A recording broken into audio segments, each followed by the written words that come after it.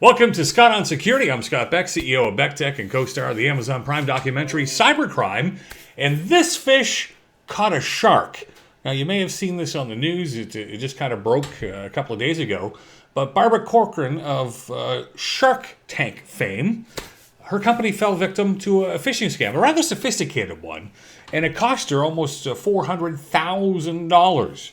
That's right, one little email, $400,000. Now, let me break down what occurred and what steps we all should be trying to take to avoid having something similar happening to us. Now, would we get a phishing scam come in that would take us for $400,000? Probably not, but I don't know about you. If I've got $50, $60, $100,000 sitting in a bank account, I can think of better things to do with it, like reinvest back into my business or have really good vacations or a car, whatever. I can think of better things to do with my money in the bank account than give it to some cyber criminal. So here's the breakdown. Email comes in, and it says it's from one of the other coworkers, her assistant with property development side of things, going to the financial person, saying that they have to transfer this money. And the email that came in asking for the request, and I've got a copy of the email. Maybe I'll try to see if I can put it down below so you can actually see what it looks like. But basically, it comes in and says, hey, it's got a name of a company in Germany. It was a legitimate company, so if you looked it up, it was real. They're in property management. But the account, of course, where the money was going to was not linked to that company. The email comes in. The financial person goes, okay, I wonder what this is about. She responds to the email because the email address looks like it's coming from a coworker. She responds to the email saying, hey, what's this for? And within a couple of minutes, she gets hey, it's for the design of the new building in Berlin. So the financial person wires the money, and away it goes. So that was the setup. That's what led to the problem. Now, it turns out, of course, we now know that while the company listed in the transfer was legitimate, the account the money was going to was not. It was actually the cyber criminals. And further, the email address that came from the coworker, one letter was off in the name. Just one letter was off, and they had it looking so good that the financial person didn't notice it. And when she responded to the email, guess what? She was responding to the hacker. So the hacker, was able to say, yeah, this is what it's for. Now, clearly it was a little bit more sophisticated because the hackers had taken the time to figure out where some business dealings were going on, what the process was, and how to target them. This is called a spear phishing. I mean, they knew about their targets, so they were spear phishing. It wasn't just one of those ones where you send it out to the masses to see what you can reel in with on your fishing hook. This was kind of targeted. And the targeting's happening more and more. I mean, I've talked about CEO fraud, where an email comes in, says it's from the CEO, and they're going into a meeting, but they need you to go buy some gift cards right away and send them the codes for staff appreciation or whatever the bogus reason is. But in this case, of course, $400,000. Now, kudos to Barbara. A lot of companies would have tried to hide this, would try not to put it out there. But Barbara, well, I've had the pleasure of actually meeting Barbara and speaking to her and hearing her talk and interact with her. Barbara's a pretty unique spirit.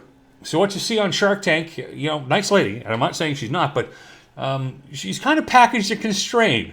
I've hung around with a lot of military guys and truckers and sailors, and she was able to teach me a couple of words I hadn't heard before, if you see what I'm saying, okay?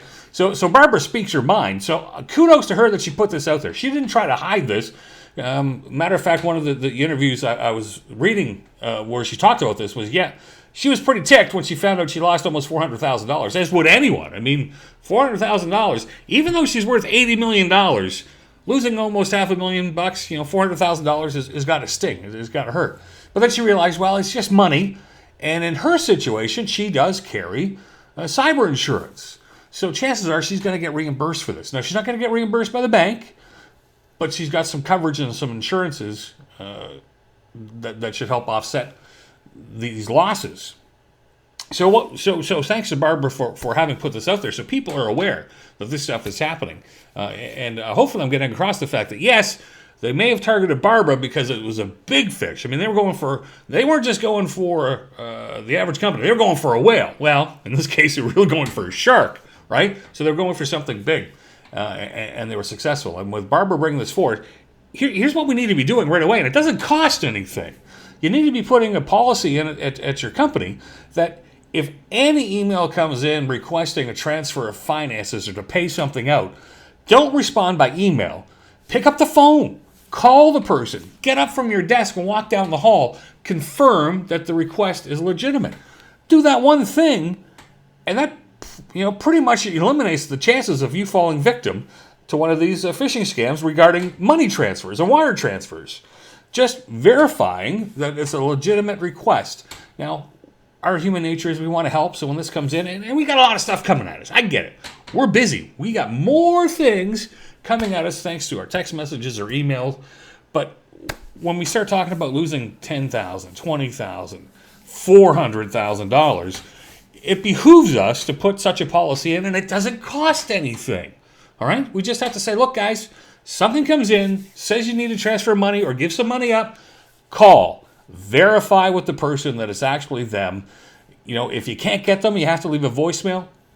Chances are nobody's going to die if it has to wait an hour before you get verification that that money is supposed to be transferred. So please put a policy similar to that in place. Make it fit for whatever your situation is, but do not allow the transfer of funds without verification that it's a legitimate request.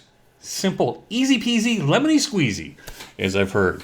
So thanks, Barbara, for having been so open and honest and sharing this so that people get a chance to learn from this mistake. And, the second thing you should probably look at, get some cyber insurance to try to get covered. Now, it's not going to, if you don't take cybersecurity seriously and you don't put stuff in place to protect yourself, cyber insurance and business continuity is not going to cover these losses. All right, so don't think you can just go buy cyber insurance and don't have to worry about anything and everything's covered and you're good as gold. That's not the case. What cyber insurance is there for says, hey, if you're doing all the things right and the problem still happens, they'll cover it. So in the case of Barbara, she had stuff in place and she's likely going to get her money back through her coverage. So I guess that's lesson number 2 that we could get. Hey, thanks a lot for joining me on this episode of The Fish That Caught the Shark. Stay safe out there.